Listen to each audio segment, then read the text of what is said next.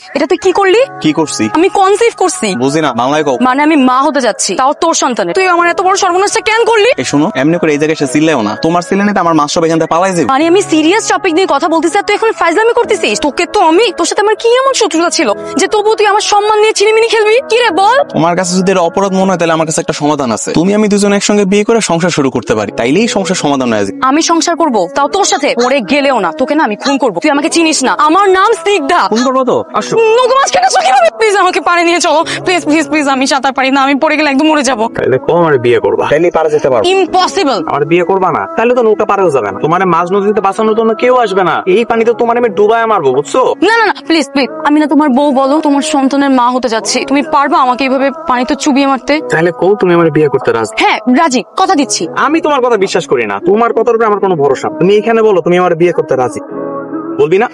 বলতেছি বলতেছি বলতেছি। আমি তোমাকে মন থেকে বিয়ে করতে চাই। আমি তোমার সাথে সারা জীবন সংসার করতে চাই। আমার সাথে আর চলতে বলবা না।